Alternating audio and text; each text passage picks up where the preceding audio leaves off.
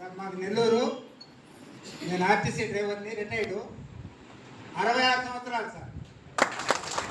నా బాటలో నేను వాడాను.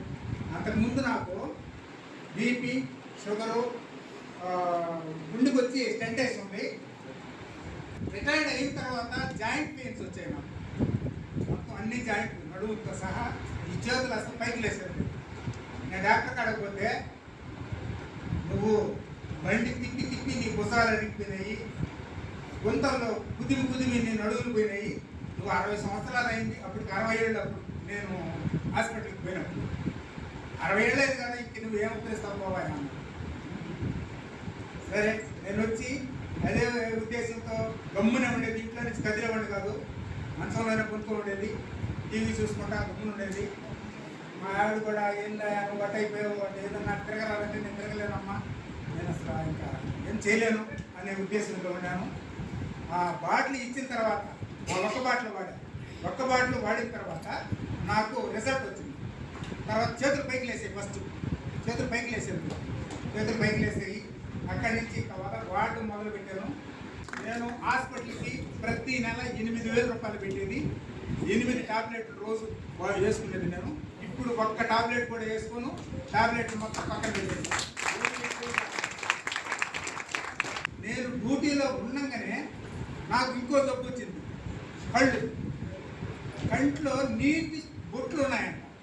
అది నాకు తెలియదు. హైదరాబాద్లో టెస్ట్ చేసి చెప్పారు, అదేందో బ్రైమోడిన్ అని జబ్బు అని చెప్పారు. అది 1000 మందిలో కానీ 1,000 మందిలో కానీ ఒకరికి వస్తుందట. దానికేం వైద్యం లేదని చెప్పాడు డాక్టరు. ఆ కళ్ళు పోకుండా ఉండాలంటే డ్రాప్స్ వాడుకోవాలా. మా మేనత్కు వచ్చింది, మేము కనుక్కోకపోతే డాక్టర్ చెప్పిన మాట, మా మేనత్కు వచ్చింది ఆ జబ్బు, మేము కనుక్కోలేదు, కంప్లీట్గా చూపిపోయిందండి. సరే ఎట్లా సార్ ఏంటంటే, డ్రాప్స్ మాత్రం ప్రతిరోజు ఉదయం సాయంకాలం వాడుకోవాలి.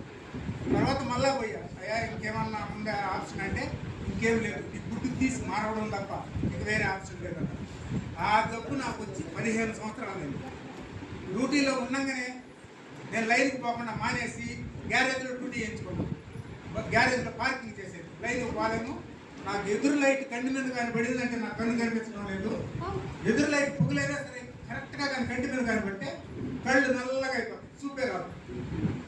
అలాంటిది మన కోరవరకి కంటిన్యూగా 3 నెలలు వాడాను. 3 నెలలు వాడిన తర్వాత నేను మా సురేష్ సార్కి ఏం చెప్పానంటే, 6 గంటలకు నన్ను వదిలే ఇంటికి వెళ్ళిపోతాను. నెల్లూరు నుంచి కోవూరు 11 కిలోమీటర్లు ఉంటుంది. వీళ్ళు 6 గంటలకు నన్ను పంపించేసేవారు. ఒకరోజు మాటల్లో పడి 9 గంటలు అయిపోయింది.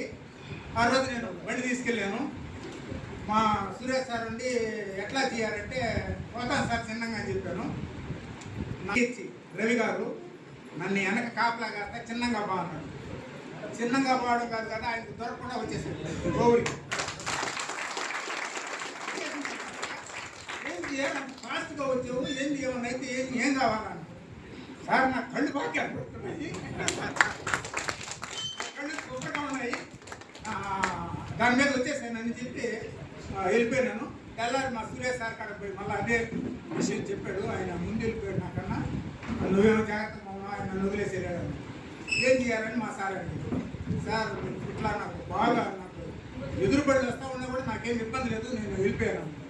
అయితే రేపు ఏమైనా టెస్ట్ మూవీ ఇస్తామని, లేదు సార్ ఇంకో సార్ టెస్ట్ చేయాలి నేను అని చెప్పి, ఆ తెల్లారి కాకుండా 3వ రోజు మళ్ళా రాత్రి 9:30 దాకా ఉండి నేను ఒక్కడిని వెళ్ళిపోయాను. తర్వాత ఇంకోసారి కూడా అదే విధంగా వెళ్ళాను. అప్పటి నుంచి నాకు అసలు సంతోషం పట్టేదానికి లేదు.